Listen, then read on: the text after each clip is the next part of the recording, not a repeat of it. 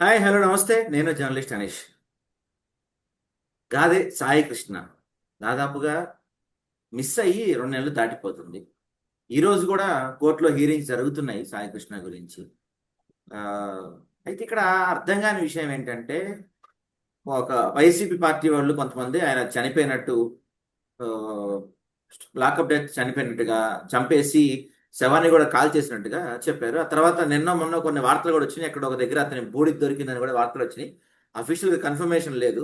పవన్ కళ్యాణ్ గారు పదే పదే పదే పదే మాట్లాడిన ప్రతిసారి ఆయన క్రిమినల్ క్రిమినల్ క్రిమినల్ అనే మాట్లాడుతున్నారు.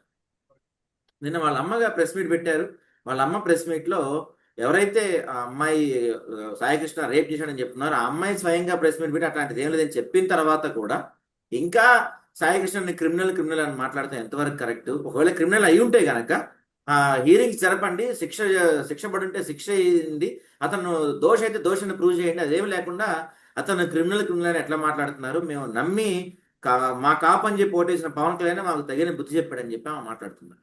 ఇక్కడ దీన్ని మనం 2 కోణాల్లో విశ్లేషించాలి. ఒకటి, ఆమె క్రిమినల్ అయితే అయి ఉండొచ్చు, క్రిమినల్ అయితే చంపేయాలా, ఇట్లా లాకప్ డెత్ చేసి బూడిద కూడా దొరకకుండా చేయాలనేది చాలా మంది అడుగుతున్న ప్రశ్న. తర్వాత వాళ్ళ అమ్మగారు అడుగుతుంది కూడా ఒకటే, సరే మా అబ్బాయిని మీరు ఎలాగో చంపేశారని అర్థమైపోతుంది, కనీసం వాడి బూడిదన్నా ఇవ్వండి అనే వాళ్ళ అమ్మగారి ఇది వినపడుతుంది. కానీ పవన్ కళ్యాణ్ గారు కావచ్చు, మిగతా ప్రభుత్వం నుంచి కూడా ఇక్కడ పెద్దగా స్పందన కనపడట్లేదు. అసలు ఏం జరుగుతుంది ఈ అంశంలో? నిన్న ప్రధానంగా సాయికృష్ణ గారి అమ్మ ప్రెస్ మీట్ తర్వాత అనేక సందేహాలు లేవనెత్తుతున్నాయి. శిల్ప గారు, మీరు చెప్పండి, ఆ ప్రెస్ మీట్ తర్వాత మీ అభిప్రాయం ఏంటి? ఆ ప్రెస్ మీట్ చూసినంతసేపు తర్వాత నేను ఫర్ కపుల్ ఆఫ్ మినిట్స్ నాకు కళ్ళలో నీళ్లు తిరిగాయండి. ఆనెస్ట్ గా చెప్పాలంటే ఆవిడ అడిగేది ఒకటే, నాకు మీ ఆస్తులు వద్దు, బంగారం వద్దు, నాకేం వద్దు, నా కొడుకు బూడిద ఇవ్వండి, నేను వెళ్ళి కార్యక్రమం చేసుకుంటున్నా అంటుంది. Is that? అది కూడా చేయలేరా అండి? ఎలాగో చంపేశారు. ఫస్ట్ ఆఫ్ ఆల్, చంపేశారు అని గవర్నమెంట్ వచ్చి చెప్పలేదు. వేరే ఒక పొలిటికల్ పార్టీ నుంచి ఉన్న లీడర్ ఒక ప్రెస్ మీట్ పెట్టి చెప్పాడు ఇది. మరి ఆ రోజు అది అబద్ధమా నిజమా అని కూడా గవర్నమెంట్ చెప్పలేదు. సెలెక్టివ్ సైలెన్స్ మెయింటైన్ చేశారు.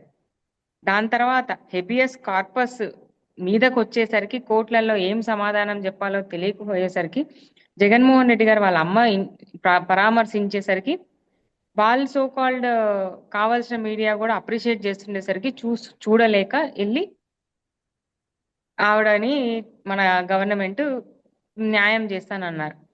ఆమె కూడా నమ్మినట్టుంది. నమ్మి మాకు న్యాయం జరిగింది అని చెప్పేసింది. చెప్పిన తర్వాత ఇన్సిడెంట్ మొత్తం కొంచెం డైవర్ట్ అయినట్టే అనిపించింది. బట్ మళ్ళీ నిన్న ఆవిడ కొత్తగా ప్రెస్ మీట్ పెట్టి సిఐ నాగరాజే కాదు చాలా మంది ఉన్నారు అని అంటుంది. ఈ సిఐ నాగరాజ్ అనే అతను కూడా కోర్టులో ఏమంటున్నాడు, నాకు ప్రాణహాని ఉందంటున్నాడు. అతనెందుకు ప్రాణహాని ఉందంటున్నాడు? ఇతనెందుకు చనిపోయాడు? చనిపోయిన శవం ఎందుకు లేదు? అసలు రాష్ట్రంలో హోంశాఖ ఏమైతుంది? అనిత గారు ఏం చూస్తున్నారు? గవర్నమెంట్ అంతా కూడా ప్రజల్ని రక్షించాల్సింది పోయి కోర్టులలో ఒక పొజిషన్ లో సిఐ పొజిషన్ లో ఉన్న అతను ప్రాణహాని ఉందంటున్నాడు. ఒక యూట్యూబర్ రోడ్డు మీదకి వచ్చి నాకు ప్రాణహాని ఉందంటున్నాడు. శ్రీ కృష్ణలంక, గుంటూరు లాంటి ఒక ప్రదేశంలో ఒక పోలీస్ స్టేషన్ లో శవం కూడా దొరకకుండా ఒకరిని చంపేశారు, శీలలతో కొట్టి చంపేశారు అని వాళ్ళ అమ్మ ఆరోపిస్తుంది. అలానే సబ్జెక్ట్ టు కరెక్షన్, కర్నూలులో కూడా ఒక నెల కింద ఒక లేడీ లాకప్ డెత్ అయిందని వార్తలు అయితే చూశాను. ఆ దాంట్లో ఎంతవరకు నిజం ఉందో, అది ఎంత బయటకు వస్తుందో తెలియదు. రానున్న రోజుల్లో ఏమన్నా బయటకు వస్తుందేమో కానీ ఇంత జరుగుతుంది. అసలు గవర్నమెంట్ ప్రజల కోసం పనిచేస్తుందా, ప్రజల కొరకు పనిచేస్తుందా, లేకపోతే అండర్లయింగ్ అజెండాస్ తో పనిచేస్తుందా అన్నది నాకు మొదటిగా వచ్చిన ప్రశ్న ప్రెస్ మీట్ చూసిన తర్వాత. కానీ ప్రభుత్వాలు మారుతున్నాయి కానీ తల్లులు గుండె కోతకు మాత్రం, లేదా కడుపు కోతకు మాత్రం ఎవరు సమాధానం ఇస్తలేదండి.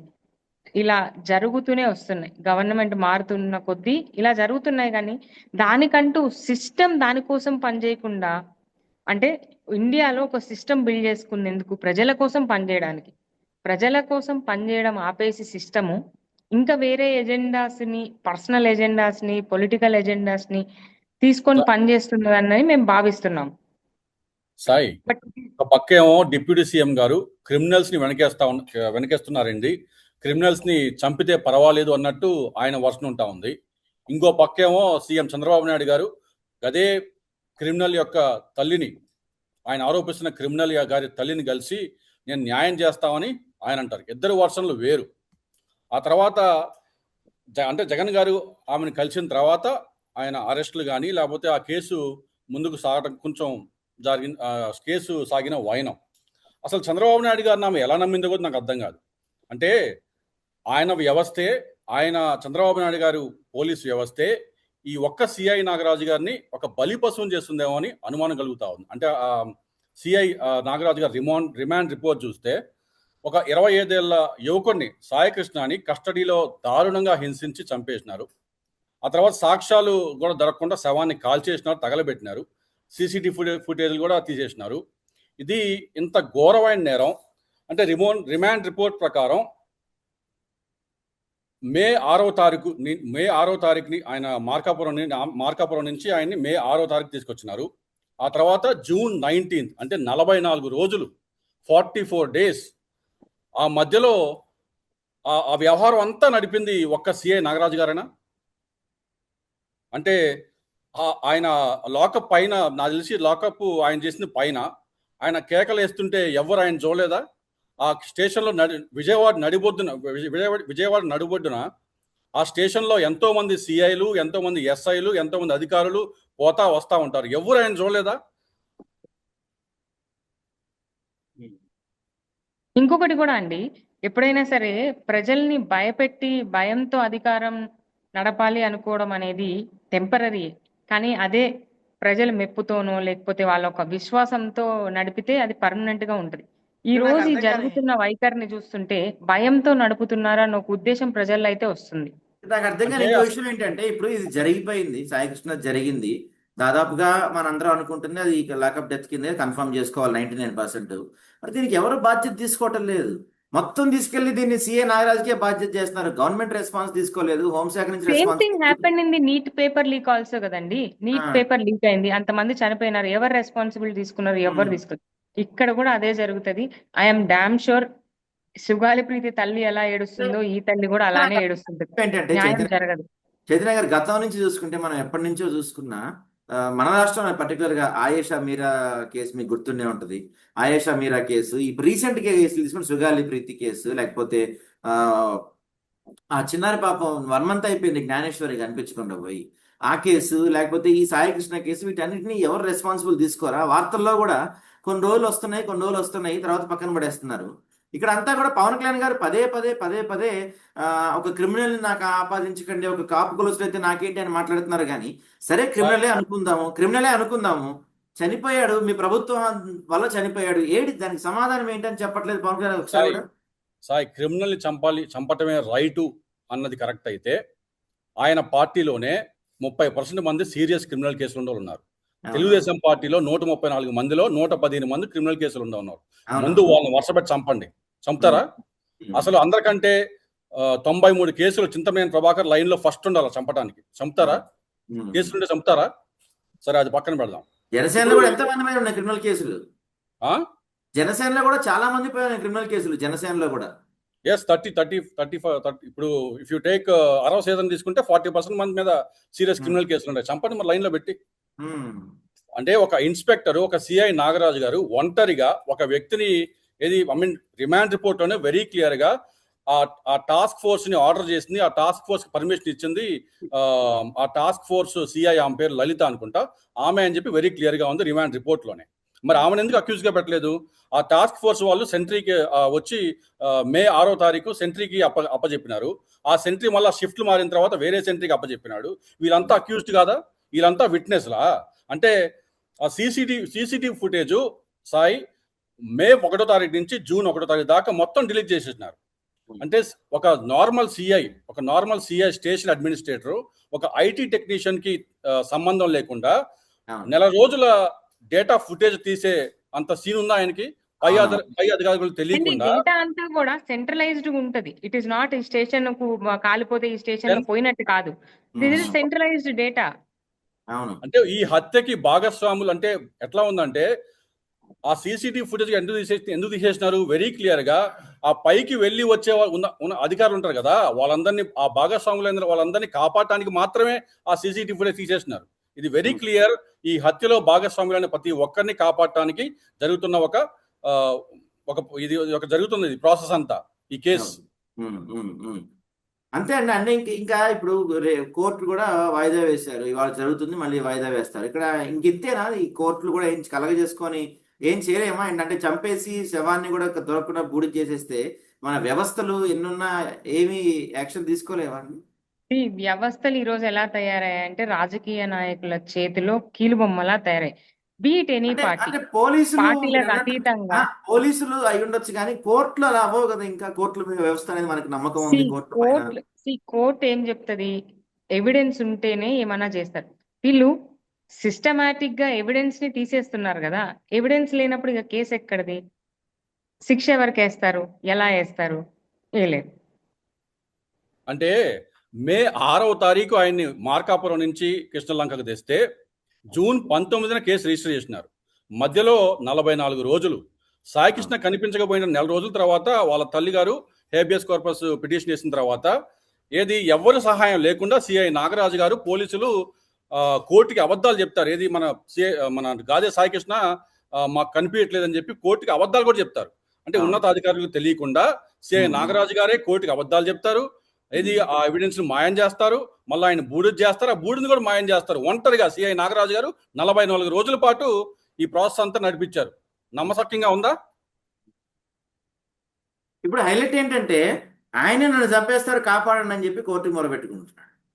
ఆయన ఎలా వ్యవహరిస్తున్నారంటే ఆయన ఒకరిని చంపొచ్చు, లేదా చంపే ప్రాసెస్ లో సహకరించవచ్చు. తన ఇక్కడ ఒక దాకా చిన్న వస్తే ప్రాణభయమా? ఇక్కడ ఒక చిన్న పాయింట్ మనం అబ్జర్వ్ చేయాలి. అక్కడ సిఐ నాగరాజు గారు నాకు ప్రాణభయం ఉంది అన్నారు. ప్రాణభయం ఉంది అన్నారు, కానీ ఎవరి వల్ల ప్రాణభయం ఉంది? ప్రభుత్వం వల్ల, లేదా ఎవరైనా పర్టికులర్ వ్యక్తి వల్ల, ప్రతిపక్షం వల్ల? 100% కదండి. ఆ పదం అక్కడ మెన్షన్ చేయలేదు. సిఐ నాగరాజ్ గారు ఎవరి కంట్రోల్లో ఉన్నారు ఇప్పుడు? As on today Hmm. ప్రభుత్వం కంట్రోల్లో ఉంది. ప్రభుత్వం కంట్రోల్లో ఉన్న ఒక పర్సన్ నాకు ప్రాణహాని ఉంది అంటే ప్రభుత్వమే కదా బాధ్యత తీసుకోవాలి. ఒకవేళ ఎవరైనా ఇప్పుడు ఎందుకు తీసుకుంటారు? ఒకవేళ పొరపాటున ఇప్పుడు ఆయనకి ఏమైనా అయింది అనుకోండి, ఎవరిది బాధ్యత దానికి? మళ్ళీ ఇంకో ఖచ్చితంగా ఆఫీసర్ ప్రభుత్వం. ఇంకో ఆఫీసర్ ఖచ్చితంగా పైన ప్రభుత్వం. చేస్తారు. అంటే అంతే కదా. సాయికృష్ణ పైనుంచి అరుస్తున్నప్పుడు ప్రాణాల కోసం అరుస్తున్నప్పుడు ఆ మెట్లు ఎక్కుతూ దిగుతున్న అధికారులంతా బాధ్యులే, వాళ్ళంతా భాగస్వాములే. వాళ్ళని కాపాడటానికే కదా ఇదంతా. అవును. అది కూడా కాదండి. అసలు వాళ్ళ మదర్ వెరీ ఏమంటారు, అసలు ఎందుకు చంపారు, ఎలా చంపారు అన్న దగ్గర నుంచి అసలు చనిపోయాడు అన్న కన్ఫర్మేషన్ కోసం చూస్తున్నారు. అసలు అంటే నాగరాజు సీరియల్ గారు కొట్టి తప్పు చేస్తే చంపారంటున్నారు. సీరియల్ కొట్టి చంపడం ఏందండి? ఏ బీసీ కాలంలో ఉన్నామా మనం ఏమన్నా? సీరియల్ కొట్టి చంపేంత నేరం ఏం చేశారు? నేరం చేస్తే పోలీసులకి ఏం అధికారం ఉందండి చంపేసేదానికి? కోర్టులు ఉన్నాయి, చట్టాలు ఉన్నాయి. చట్టం తన పని అది చేసుకపోతుంది కదా. మరి ఎందుకు పోలీసు వాళ్ళు కూడా ఒకసారి ఆలోచించాల్సిన పరిస్థితి అండి. ఓన్లీ పప్పెట్ లాగా బిహేవ్ చేయకుండా న్యాయ వ్యవస్థకి నాగరాజు గారు సరిగుణంగా పనిచేయాల్సి వస్తుంది. నాగరాజు గారు తప్పు చేస్తే ఆయన ఖచ్చితంగా శిక్ష అనుభవించాలి. వీఆర్ నాట్ దానికి వ్యతిరేకంగా మేమేం చెప్పట్లేదు. బట్ దెన్ ఆయనతోనే కేసు ముగించాలని చూస్తూ ఉన్నారు. ఆయన్నే బలిపశువుని చేసి ఈ కేసును ముగించాలని చూస్తూ ఉన్నారు. ఆయనతో కలిసి భాగస్వాములైన వారిని కూడా ఆ కేసులో అంటే ఆ కేసుకి సంబంధం లేకుండా ఆయన ఒక్కడనే బలిపశువుని చేస్తూ ఉన్నారు. ఇక్కడ నాగరాజు గారా లేకపోతే ఇంకెవరా అన్న దానికంటే మచ్ మోర్ కన్సర్న్డ్ అబౌట్ అలా ఆవిడ గాదే సాయి లాంటి మదర్ లాగా ఎంతో మంది సింగిల్ మదర్స్ ఉన్నారు ఈ జనరేషన్ లో. ఇప్పుడే ఇలా జరుగుతుంటే నేను చెప్పేది ఏంటంటే ఇది ఒక్కడు చేసిన నేరం కాదు. ఖచ్చితంగా అది ఒక్కడు చేసిన నేరం కాదు. ఇది ఒక వ్యవస్థ చేసిన హత్య. ఈ వ్యవస్థ చేసిన హత్యలో ఒక్కడనే బలిపశువుని చేస్తున్నారు అనేది నా ఆరోపణ. 100%. పాయింట్ ఇస్, నేను వ్యవస్థ వీళ్ళందరినీ అనడం కంటే కూడా I'm much more worried about government being not taking responsibility for it, government is not being accountable for it అన్నదే పాయింట్. ప్రజలుగా మనం ఓట్లు వేసేది ఎందుకు? గవర్నమెంట్ గా ఒకటి ఉంటది, ఏమన్నా తప్పు జరిగితే వాళ్ళు క్రెడిబుల్ ఉంటారు, వాళ్ళు చూస్తారు అనే కదా. ఎవరికి వాళ్ళు నాకు తెలియదు, నేను చూడలేదు, నాకు కనిపించలేదు, వీడియోలు పంపించండి, లింకులు పంపించండి అంటే ఎన్ని పంపిస్తారు, ఎలా పంపిస్తారు? కనీసం మీరు అందుబాటు దూరంలో కూడా ఉండరు సామాన్య ప్రజలకి. మీకున్న క్యాడర్ లోనే మీరు తిరుగుతుంటారు. ఎంతమంది సామాన్య ప్రజలకి లీడర్స్ అవైలబుల్ ఉన్నారండి ఇవాళ? సిట్టింగ్ ఎమ్మెల్యేస్ కానీ లేకపోతే ఎక్స్ ఎమ్మెల్యే ఎంపీలు కానీ ఎంతమంది అవైలబుల్ ఉన్నారండి? ఎవరు లేరు. అదే చెప్పట్లా, విజయవాడ నడిబొడ్డున అంతమంది సబ్ ఇన్స్పెక్టర్లు, అంతమంది కానిస్టేబుళ్ళు, వచ్చేపోయే వాళ్ళు, అధికారులు, పోలీస్ స్టేషన్లకి వచ్చేపోయే వాళ్ళు ఇంతమంది ఉండగా ఒక నెల రోజుల పాటు అనుకోండి, నెల రోజుల పాటు ఆయన్ని ఎవరు చూడకుండా సిఐ నాగరాజు ఒక్కరే ఆయన అన్ని చేశారంటే నమ్మశక్యంగా ఉందా? మనం నమ్మాలా? అదే కాక ఎట్లయిపోయిందంటే అండి, మన చుట్టూ ఉన్న వ్యవస్థ కూడా అతను తప్పు చేశాడు కాబట్టి చంపేయాలి, లేకపోతే ఎగ్జాంపుల్ కి పవన్ కళ్యాణ్ గారి కేసు తీసుకుంటే అప్పుడు సిట్టింగ్ ఎమ్మెల్యేలైన వైఎస్ఆర్సీపీ వాళ్ళు మాట్లాడారని నేను మాట్లాడాను అంటున్నారు. వాళ్ళు మాట్లాడారని మీరు మాట్లాడేస్తున్నారా? మీరు మాట్లాడేయొచ్చా? అదే ఇప్పుడు ఎలా కేసులు పెడుతున్నారు? అప్పుడు కూడా వాళ్ళ మీద కేసులు పెట్టొచ్చు కదా, సిస్టమ్స్ తో ఫైట్ చేసి ఉండొచ్చు కదా, సిస్టమాటిక్ గా చేసి ఉండొచ్చు కదా మీరు. వాళ్ళు 100% వైఎస్ఆర్సీపీ వాళ్ళు మాట్లాడి తప్పు చేస్తే వీళ్ళు దాన్ని బెంచ్ మార్క్ గా సెట్ చేసుకోకుండా, తక్కువ చేయకుండా వీళ్ళు కొత్త బెంచ్ మార్క్ సెట్ చేస్తున్నారు. But it is very unfortunate to see a mother like that. నా కొడుకు చనిపోయిన డేటు లేకపోతే అస్థికలు ఇవ్వండి, నేను కార్యక్రమం చేసుకుంటానన్నది it is very unfortunate. I hope ఆమెకి ఏదో ఒక రోజు ఆమె అనుకున్నది దొరకాలి అని మనస్ఫూర్తి కోరుకుంటున్నాను తప్పితే ఈ సిస్టమ్స్ అయితే ఆమెకి చేస్తుందని అయితే నాకు నమ్మకం లేదు, హోప్ లేదు. సార్, ఈ రిమాండ్ రిపోర్ట్ ప్రకారమే ఒకసారి చూస్తే మార్కాపురంలో ఉన్న సాయి కృష్ణను అరెస్ట్ చేయడానికి టాస్క్ ఫోర్స్ వాళ్ళు రంగంలోకి దిగారు. Task force additional deputy commissioner, అంటే ఇదంతా రిమాండ్ రిపోర్ట్లోదే, కొయ్యన లలితా కుమారి స్వయంగా ఈ ఆపరేషన్ కు ఆమె గ్రీన్ లైట్ ఇచ్చినారు, అనుమతి ఇచ్చినారు. So why is she not a accused? Task force sub inspector, task force సిబ్బంది మరియు కృష్ణలంక పోలీస్ స్టేషన్ చెందిన కానిస్టేబుల్ వీళ్ళందరూ కలిసి ఆయన అరెస్ట్ చేయడానికి వెళ్ళారు మార్కాపురానికి. వీళ్ళందరూ ఎందుకు అక్యూజ్ గా లేరు? చాలా క్లియర్ గా రిమాండ్ రిపోర్ట్ ప్రకారమే సాయి కృష్ణ కస్టడీలో ఎంతో మంది పోలీసుల చేతులు మారింది, ఎంతో మంది షిఫ్ట్లు మారారు, అంటే ఎంతో మంది పర్యవేక్షణలో ఈ హత్య క్లియర్ గా జరిగింది. So why are they not the accused? Why only CI Nagaraju garu? Right.